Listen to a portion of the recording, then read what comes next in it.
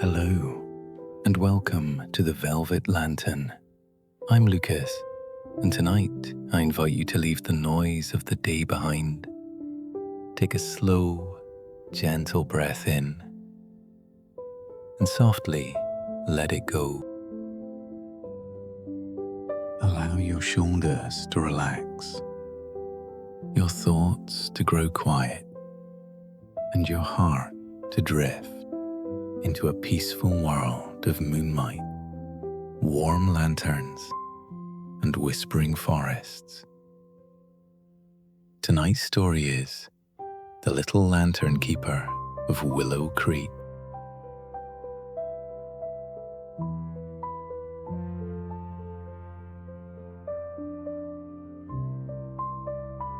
Settle in now. What I'm about to tell you is a story about lanterns and a creek and finding your way home.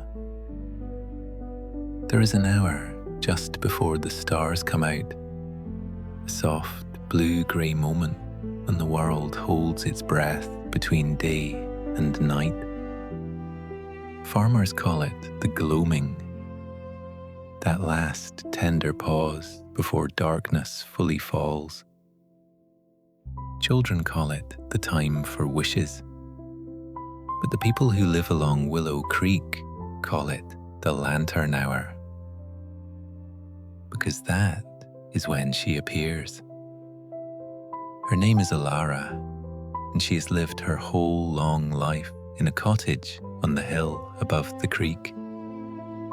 Most people simply call her the Little Lantern Keeper, for she has always been slight, and the lantern she carries is almost as old as the creek itself. She comes down from her cottage when the sun has tucked itself behind the western pines, an unhurried woman, moving the way people move when they have done the same beautiful thing 1,000 times and intend to do it 1,000 more. She walks the winding path that follows the water. One lantern at a time, she lights the way home. Tonight, the air smells of rain that has not yet decided to fall. A gentle wind moves through the willow trees, and their long branches sway like mothers hushing their children. Somewhere in the distance, a bell rings once, soft, almost apologetic, from the little stone church at the edge of the village. Elara steps onto her porch. She breathes in the evening, and then she lifts her lantern from its hook. The flame inside is not like other flames. It burns the color of honey held up to a winter sun, and it never flickers, not even in the strongest wind. This is the heart flame, the one her grandmother lit 60 years ago, and it has been passed down like a secret that cannot be spoken, only shown. Ready? She whispers to the fox sitting on the garden wall. The fox, whose name is Pip, and who is not ordinary in any way, blinks twice and leaps down to follow. Together, they begin the walk to Willow Creek.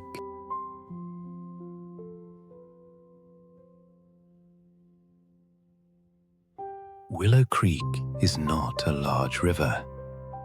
It is the kind of creek that children wade in during summer, where minnows flash silver between your toes and the stones are smooth as worry beads. But at night, something changes. The water begins to glow, not brightly, but softly, like a mirror that remembers every kind face that has ever looked into it. Along the creek's edge, spaced exactly 100 paces apart, stand the lantern posts. They are made of iron that has turned green with age, and each one holds a glass house shaped like a teardrop.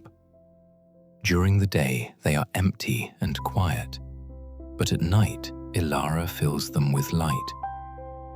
She starts at the old stone bridge, where the creek bends east toward the village. "Why do you do this every night?" a voice asked her once, years ago. She had been very small then, and the question came from a traveler who had lost his way. "Because someone did it for me," she had answered, and that was true. But the fuller truth, the one she carries in her chest like a second heartbeat, is this: the lanterns are not for the path.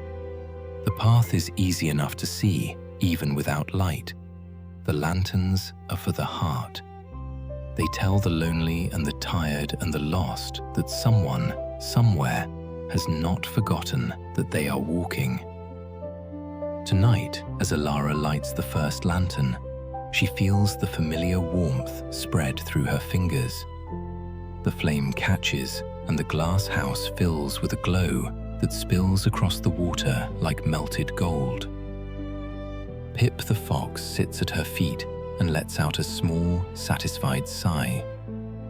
"You feel it too," Elara says softly. The fox tilts his head. He cannot speak, not in words anyway, but his eyes say everything.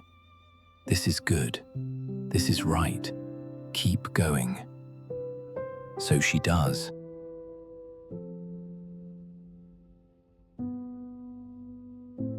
She is lighting the seventh lantern, the one beneath the old weeping willow, when she sees him. He is sitting on the creek bank with his back against a sycamore tree, his knees drawn up to his chest. His clothes are rumpled, the kind of rumpled that comes from many days of walking and very few nights of sleeping. His face is turned toward the water, and he does not notice her at first. The creek moves around the bend, soft and unhurried. A few fireflies drift above the grass on the far bank. Early ones, uncertain, like candles held by careful hands. The air smells of wet bark and something green and old. Elara pauses. She has learned over the years when to approach and when to wait. The fox, however, has no such patience. Pip trots over to the man and sits directly in front of him, staring with the particular intensity of a creature who knows exactly what someone needs before they know it themselves. The man looks up. His eyes are red-rimmed and tired. But when he sees the fox, something in his face softens, just a little. "Hello there," he says, his voice rough as gravel. "Are you lost?" Pip snorts, as if he would ever be lost. Elara walks closer, holding her lantern low so the light does not blind him. "He's not lost," she says gently, "but I think you might be." The man looks at her. He is perhaps 40, with dark hair that has gone grey at the temples, and the kind of sadness that lives in the bones. The old kind, the heavy kind, the kind that does not speak because it has forgotten how. "I'm Thomas," he says after a long moment, "and I don't know where I am." "You're at Willow Creek," Elara says. She sits down on a flat stone a few feet away, careful not to crowd him. The stone is cool and damp beneath her. Somewhere upstream, a small animal moves through the shallows. A soft, brief sound, then silence. About a mile from the village, and about 3 miles from anywhere that matters to a map. Thomas tries to smile. It does not quite work. "I've been walking for 2 days," maybe 3. I stopped counting. Elara nods. She does not ask why. The lantern keeper knows better than anyone that some journeys cannot be explained, only witnessed. Would you like to walk with me? She asks. I have 8 more lanterns to light, and the creek is very beautiful when the fireflies come out. Thomas hesitates. His hands are shaking, though the night is not cold. I don't know if I can, he whispers. You don't have to do anything, Elara says. Just put one foot in front of the other. The creek will do the rest. Pip nudges Thomas's hand with his nose. The touch is soft and warm and impossibly patient. Thomas stands up.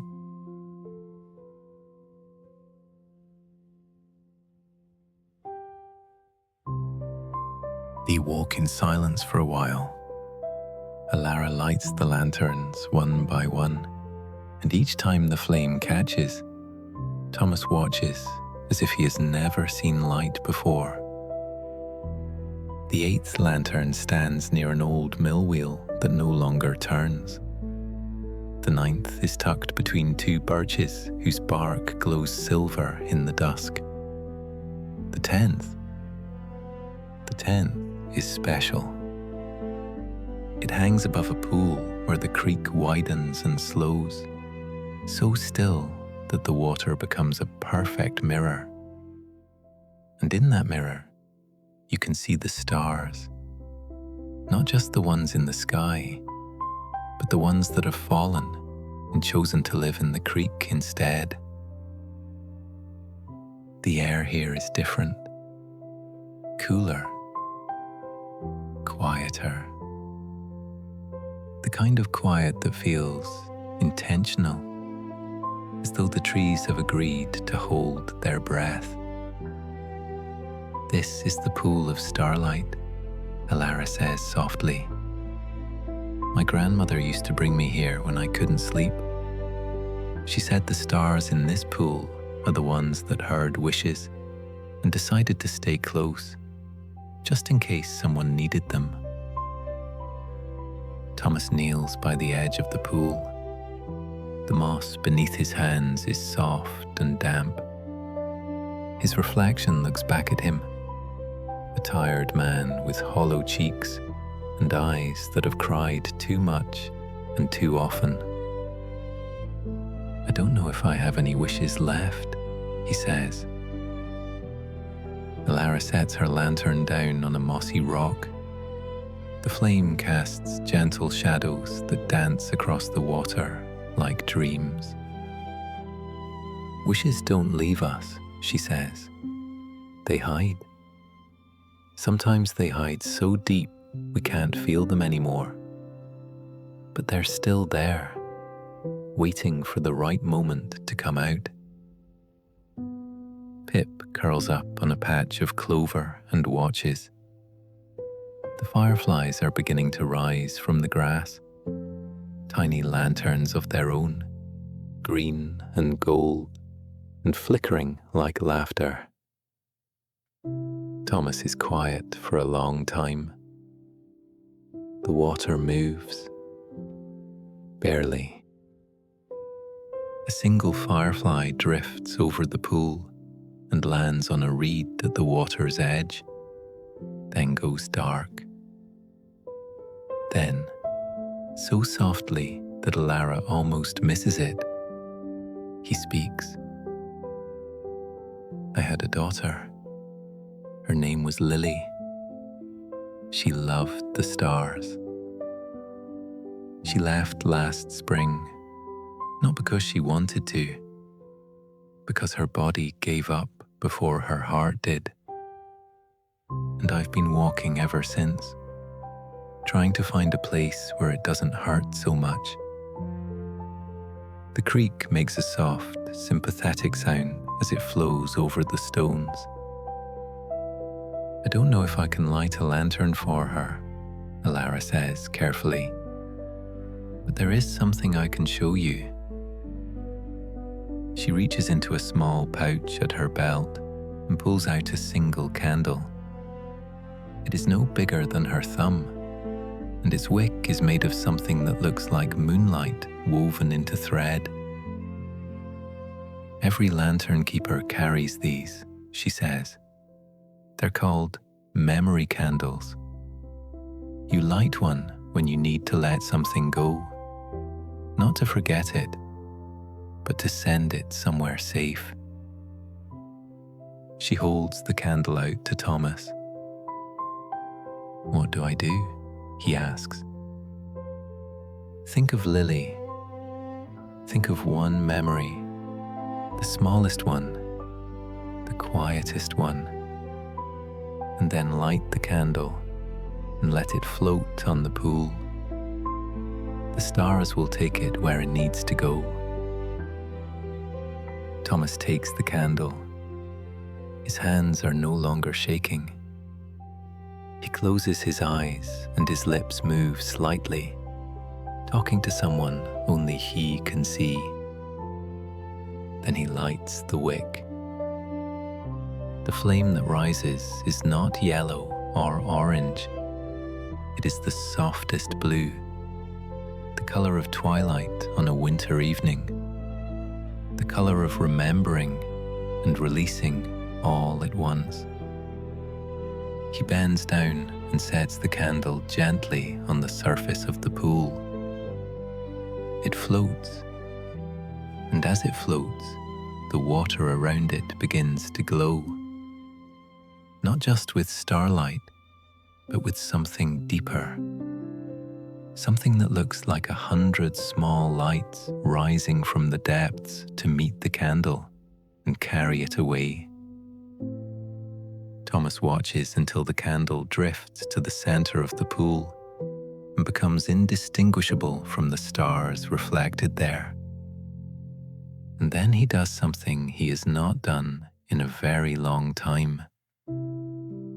He breathes deeply, fully, like a man who has been holding his breath underwater and has finally broken the surface. She's not gone, he whispers. She's just somewhere else. Elara smiles. That's what the creek has been trying to tell you all along. The grief was still there. It would be there tomorrow, and perhaps for many years. But tonight, it was quieter. Like a bell that had finally finished ringing, its sound settling into the air instead of tearing through it.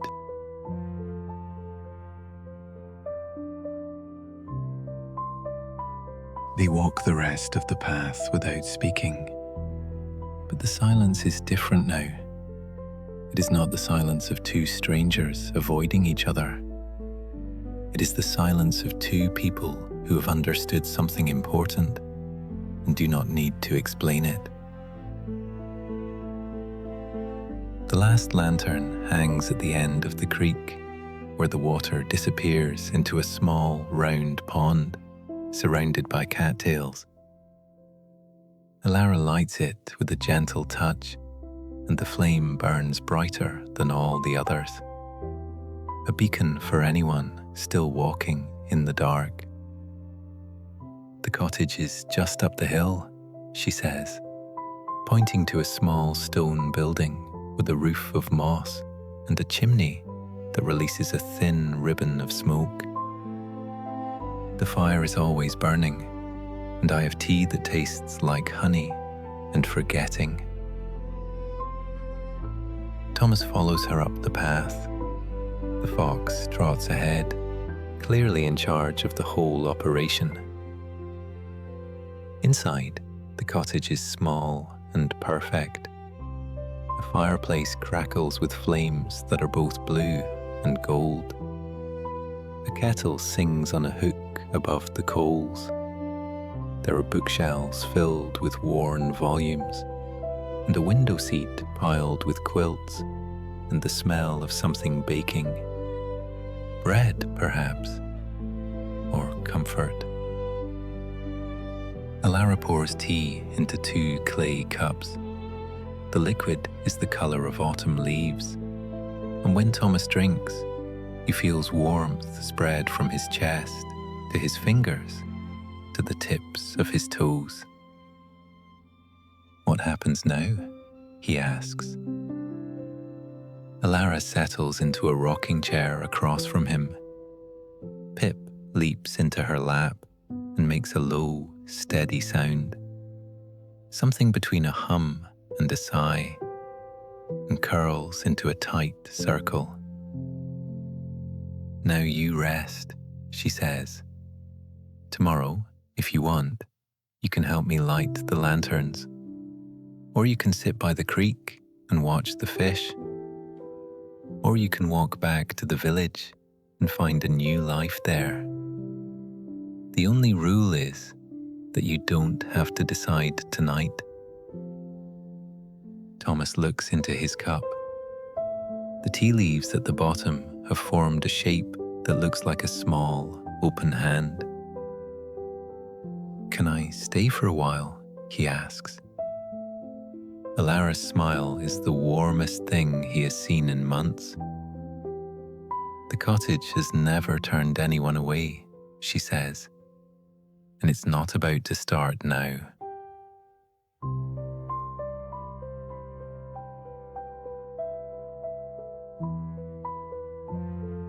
The days that followed were gentle and unhurried. Thomas learned to light the lanterns alongside Elara.